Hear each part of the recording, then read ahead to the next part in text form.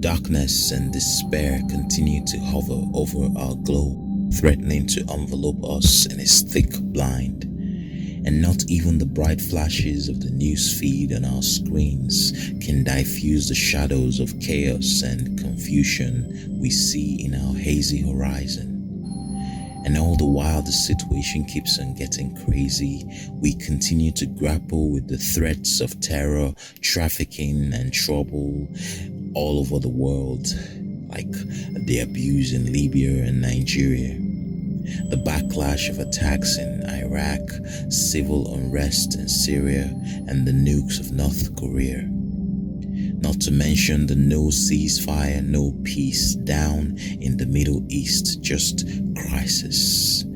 As ISIS may have continued their resurgence to take territories piece by piece. These are just a few of the lots, just to give you a feel of the fear that continues to fill hearts as aristocrats are amazed, bureaucrats confused, technocrats are riddled by their own policies. See, we are at a standstill wishing for people with not just the skill but the will to bridge the gap between knowing and doing the right thing. People with influence determined to create ripples of inspiration to steer us away from the doldrums of despair. People like Atlas, with the strength of character and moral compass to navigate us away from these troubled waters.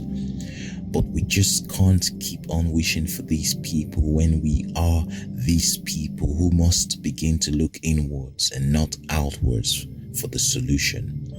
By embracing the notion of leadership and love in leadership.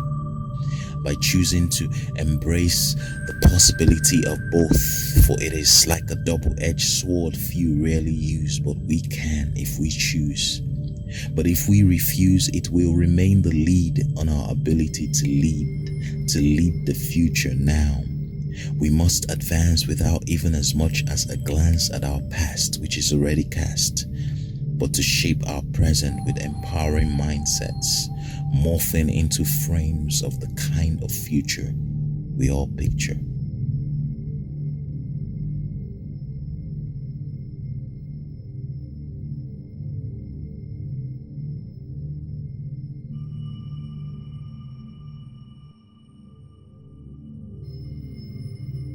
Many things to many people in this world. One word we will continue to define until the time it's time to leave this world is love.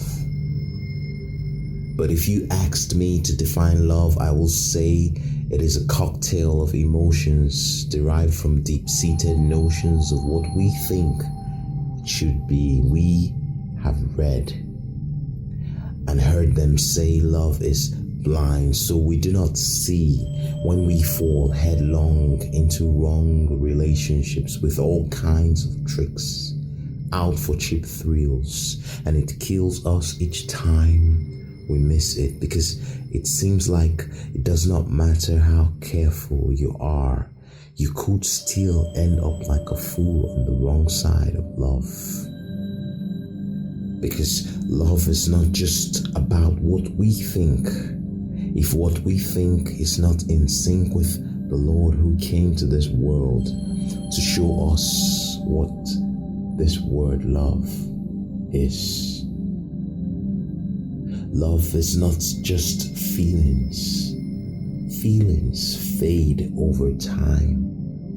Love is not just desire. The fire of passion could grow cold in dying embers of time. Love is kind, transcending the mind and feelings. Many things to many people in this world. One word we will continue to define until the time it's time to leave this world is love. But love is not just about what we think. If what we think is not in sync with the Lord who came to this world to show us what this word love is.